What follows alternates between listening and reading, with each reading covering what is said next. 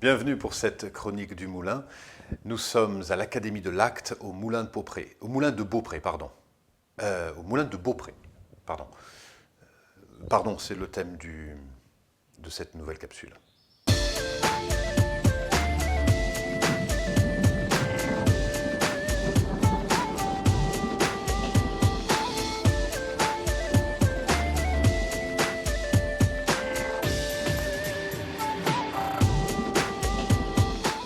J'ai beaucoup de plaisir à vous accueillir pour ces vidéos et à chaque fois que je commence une nouvelle vidéo avec vous, je m'interroge sur à la fois le contenu de ce que je vais partager avec vous, mais surtout, il me tient à cœur dans le ton de ne pas être ni professoral ni didactique parce que j'ai assez peu de certitudes, assez peu d'idées arrêtées sur tel et tel sujet et quand j'évoque des sujets aussi larges que l'intuition, la méditation, la mort, la naissance, parce que ça me tient à cœur de partager avec vous des thèmes du quotidien. Il n'y a pas le monde spirituel et le monde matériel, il y a juste notre incarnation dans laquelle nous sommes confrontés, les pieds bien dans la terre et les racines vers le ciel également.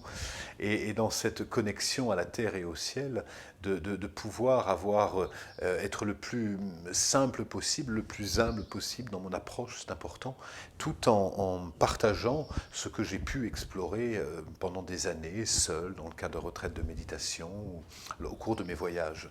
Aujourd'hui, c'est avec cette même approche, cette même partage d'expérience que j'aimerais parler avec vous du pardon. Et la première chose qui me vient quand je parle du pardon, c'est que si j'éternue ou si je fais tomber ma tasse, je vais dire pardon. Et c'est ce même pardon qu'on va utiliser dans la religion chrétienne, c'est ce même pardon qu'on va accorder à quelqu'un parce qu'il a blessé et peut-être détruit notre vie et qu'on va être confronté à un moment donné à savoir si on va pardonner. Et cette notion est tellement forte qu'elle peut nous accompagner, nous paralyser ou nous libérer.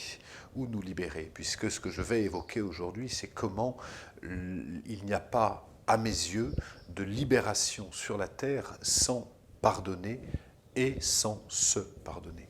Je dis bien sans pardonner et sans se pardonner, car ces deux notions sont intrinsèquement liées, et c'est assez difficile de pardonner à l'autre une situation où nous ne nous sommes pas pardonnés, et c'est difficile de se pardonner à soi-même sans pardonner à l'autre, tant nous sommes imbriqués les uns les autres. Comme chacun, j'ai vécu sur cette terre des moments agréables et des moments plus difficiles. J'ai eu par moments la sensation d'être trahi, j'ai eu la sensation par moments qu'on m'avait menti, j'ai eu la sensation d'avoir été abandonné, j'ai eu la sensation qu'on ne m'ait pas facilité la tâche. Et dans ces moments-là, j'ai senti dans mon cœur beaucoup d'amertume ou beaucoup de colère et beaucoup de ressentiment. Vous savez, quand on en veut à quelqu'un. Et j'ai eu toute une période de ma vie où j'ai senti que j'étais lié à ces personnes qui m'avaient, je ne peux même plus dire cette phrase aujourd'hui, qui m'avaient fait souffrir ou qui ne m'avaient pas facilité la tâche. Et aujourd'hui, avec le recul, je peux vraiment dire que tout ce qui m'est arrivé sur mon chemin, je rends hommage parce que c'est ça qui m'a permis d'être aujourd'hui l'homme que je suis. Et si je n'étais pas tombé 1000 fois, je n'aurais jamais appris à me relever. Et aujourd'hui, c'est une belle qualité pour moi de savoir me relever après un échec, après une erreur. C'est parce que j'ai été malade que j'ai appris à me soigner, que j'ai appris les soins alternatifs. C'est parce que j'avais tant de mal à communiquer, que j'étais incapable de communiquer, que j'ai appris aujourd'hui la communication jusqu'à en faire vraiment une expertise.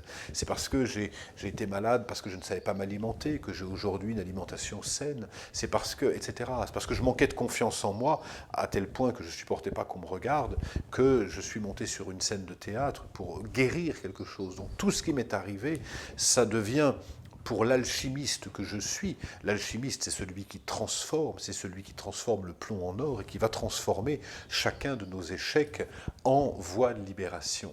Et dans ces échecs, il y a très souvent une personne qui est énergétiquement accrochée à cette situation. Il y a une rupture amoureuse et il y a un ex qui est accroché à cette situation-là. Mais dès que je rends cet autre responsable de la souffrance, je suis en situation de victime. Et je ne peux pas me libérer tant que je suis en situation de victime. Alors le pardon, c'est quoi à mes yeux? C'est couper ce lien de dépendance qui donne à l'autre notre pouvoir en étant persuadé que nous ne sommes pas heureux à cause de l'autre, que nous sommes prisonniers à cause de l'autre, ou que nous ne pouvons pas aller de l'avant, que nous ne pouvons plus aller de l'avant à cause de l'autre. J'ai plus d'élan parce qu'il m'a fait ça et ça, je ne lui pardonne pas. Et tant que je dis je ne lui pardonne pas, ça veut dire que lui et moi, car nous sommes énergétiquement liés, nous avançons dans une espèce de marasme boueux où l'un en veut à l'autre, où l'autre en veut souvent à l'un, mais en tout cas, il y a une relation de dépendance ou de codépendance qui m'empêche de passer à autre chose.